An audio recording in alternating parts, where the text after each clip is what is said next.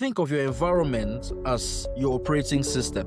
If you're trying to run high performance software, which is your global ambition, on a Windows 95, which is of course a local scarcity mindset environment, then you're definitely going to crash. You might be the most ambitious person in your town, but if your town is designed for safety and mediocrity, then you're fighting gravity. And as Vusi said one time, if you stand on a building and you say, I don't believe in gravity, and then you jump, you find that gravity believes in you.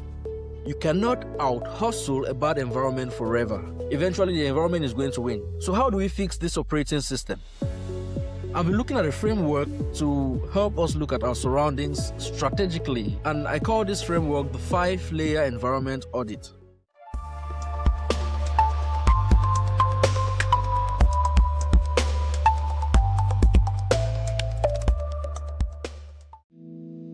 I want you to think about the phone in your pocket for a second. You can have the fastest processor, the best camera, and the most expensive hardware in the world. But if the operating system in that phone, the software, is outdated or full of bugs, that phone is useless. It's going to lag, it's going to crash, and it will never perform at its peak.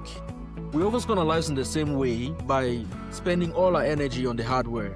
We get the degrees, we work extra hours, we try to upgrade our personal specs, but we completely ignore the operating system we are running on. And in life, your operating system is not software, it's your environment. Welcome back to Future Foundations. Now, I'm so excited today because after the last episode dropped, I've received lots and lots of positive feedback, from personal messages to comments from different platforms. For that, I'm very grateful, and I say thank you to all who gave me their audience. Since I promised to be bringing value, I want to stay committed to that promise. So your positive feedback actually keeps me going. However, for me to stay on this commitment, I would also like for you to share your personal opinions on the topics we're going to be discussing. This way, I'm sure that there's a real exchange of value. Once again, thank you very much for your engagement. Previously, we talked about the decision, how to know when you're ready to move or take action. And today, we're going to be discussing where you are, because I've realized from personal and shared experiences, and also by looking into global systems, that where you are is often much important than who you are. I want you to picture a Ferrari, a V12 engine, precision engineering, capable of doing about 200 miles per hour. Now you take that Ferrari and put on a dirt road full of potholes in a deep rural village. And then on the other hand, you take a Toyota Corolla for example, and put it on a smooth paved highway next to the Ferrari, and then you allow them to race. Who wins the race? Definitely the Corolla. The Corolla wins every single time. Is the Ferrari broken? No.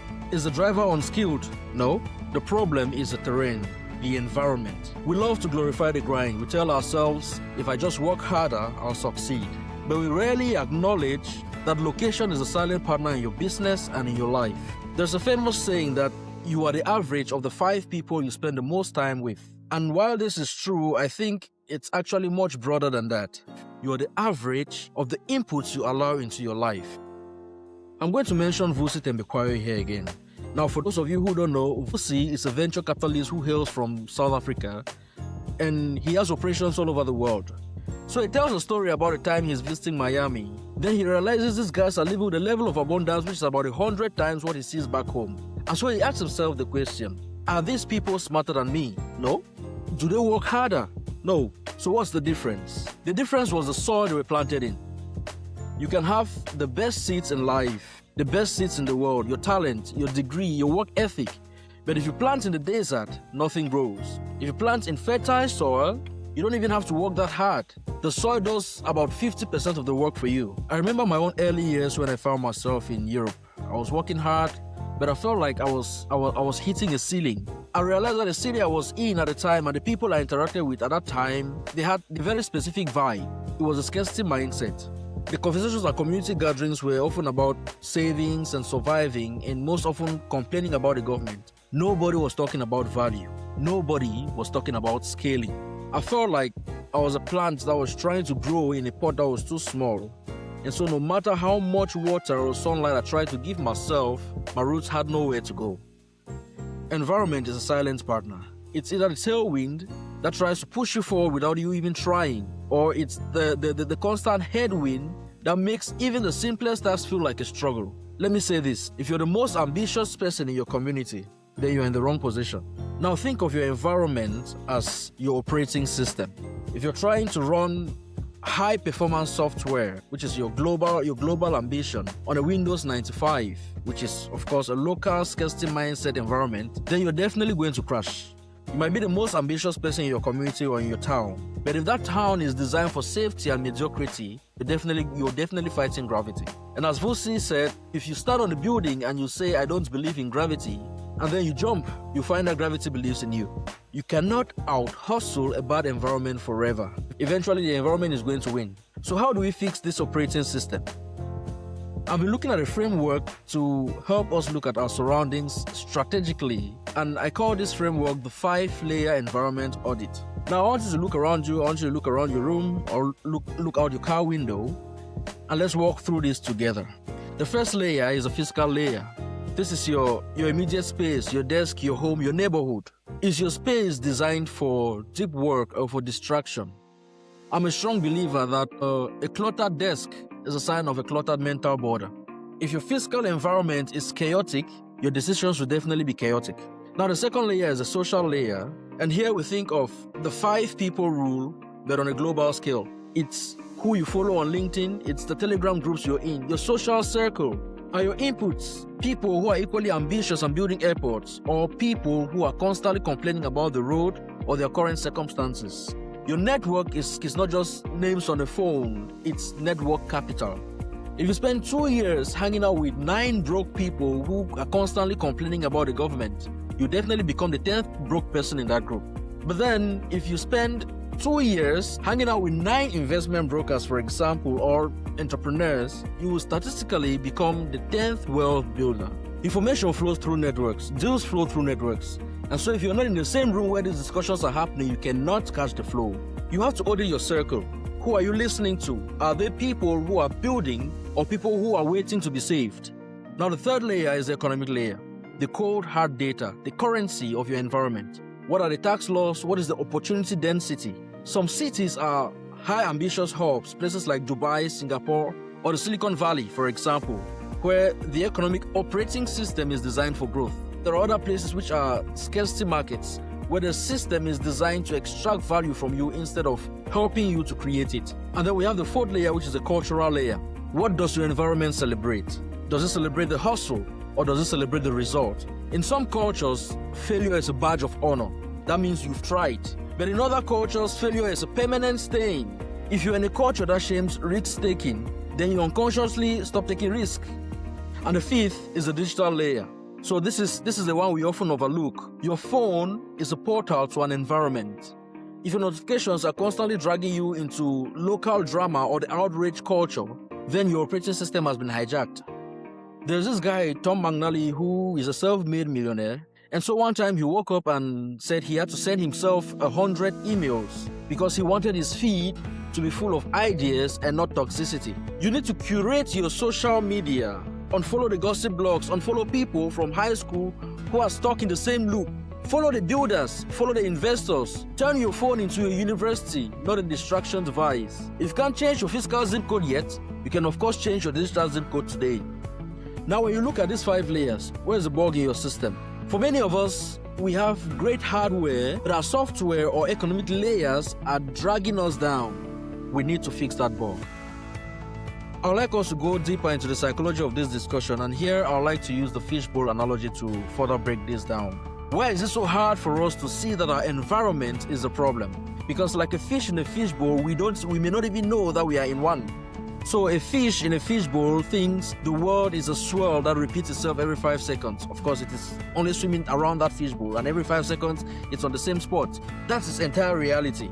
It doesn't know about the coral reefs or whales or currents until it meets a fish from the ocean. Many of you are swimming in circles in a local economy or a local friend group, thinking that is all there is to life. You'll be making, say, about 50K a year, and you think that's the most you can probably get because everyone around you is making about the same amount. Or maybe you think waiting until 65 to retire is the only way out because that's the water you're swimming in. Until you meet a fish from the ocean, someone who has gone beyond those limits, you may never realize how small your bowl actually is.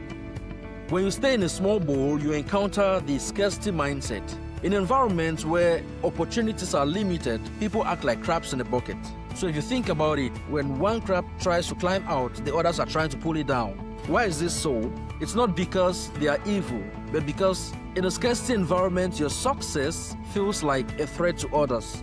It highlights what they are not doing right. If you say, for example, I want to build a global business, scarcity response is, who do you think you are?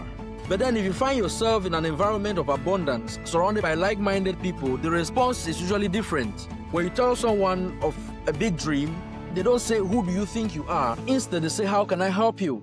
That's because they know there's enough for everyone. The energy required to succeed in an abundance environment is half the energy required to succeed in a scarcity one. So how do we break the bowl? You need to see something different. Now, I follow this popular podcaster, Lamide Elizabeth, who explained how she went from investment banking to building a global portfolio. And she talks about this moment which changed everything for her. It wasn't a book she had read. It took her just seeing a video of a girl about her age building a global real estate portfolio, including a villa in Bali. And for her, that was a great eye-opener. This actually shook her head so bad that she began thinking, and she thought to herself, but wait, this girl looks like me, she's about my age, and she's doing all of that. So once you see it, you can't unsee it, right? You just have to deal with it. You just have to deal with your reality. And that is one of the reasons why traveling for me is not supposed to be a luxury, especially for a global citizen. It's actually an opportunity for research, to learn and to connect with the world. You need to physically place yourself in rooms where your impossible is someone else's normal. In another podcast I watched, this time it featured a certain Timothy who sold his company for 8 figures. Now, this guy grew up in a council estate, what we commonly call the social housing. He used to put on a cheap blazer and go sit at the lobby of the most expensive hotel in London. And this was just for him to soak himself in the atmosphere, in that atmosphere of wealth.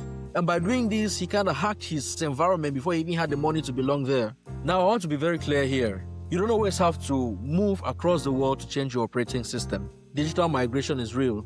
Before I ever moved physically, I had to migrate digitally. I changed who I listened to, I stopped reading the local news, and I started reading global industry reports. I joined forums of people who were at least 10 times ahead of me. But there's a limit to digital migration. Eventually, you feel the physical border again.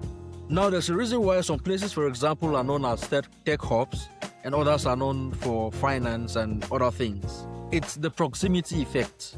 When you're in an environment where everyone is building, the impossible becomes normal. If everyone around you owns an international business, you don't have to ask if it's even possible. You just ask how to do it better. When I think about this, I think about my African brothers from Nigeria. When you're in good company of one billionaire or one highly influential person, you're likely to become the next in line. That is what a high ambition operating system does for you. It lowers the mental energy required to think big and elevates you faster than you even dreamt of.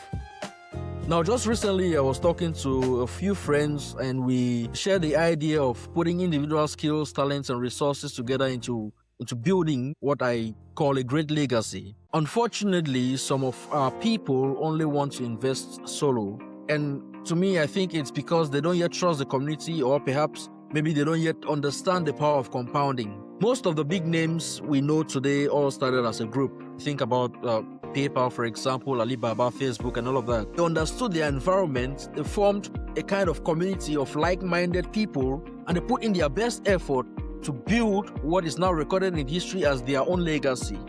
I want to leave you with this. See yourself like a thermostat. Your environment is the room temperature.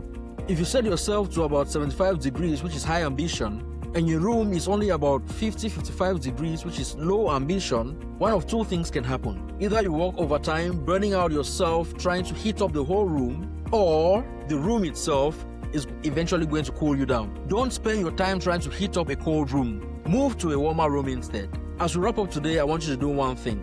Perform a 5-layer audit. I'm going to drop a template for it in the description, and I don't want you to just say, I'll think about it. I want you to actually write it down. Identify the one layer that is currently capping your potential growth. Maybe you can't change your physical location today, but you can change your layer 2, which is your social circle, or you can even change your layer 5, which is the digital inputs. Keep in mind, if you're building an airport, that airport needs a very specific kind of soil to hold those deep foundations. So if your current soil is too soft, then your building will eventually collapse. Next up, we are diving into one of my most interesting topics, the 90-day freedom test. We are going to discuss what happens when you test your dependence on current systems. We're going to ask questions like, can your income survive 90 days without your presence? Or maybe what would break if you took off tomorrow? We're going to find out if you own a business or you own a job. So download the environment audit from the description. Share this episode with one person who is hardware rich but environment poor so that you can help them to see the operating system they are running on. And don't forget to subscribe. This is Future Foundations. Let's build together.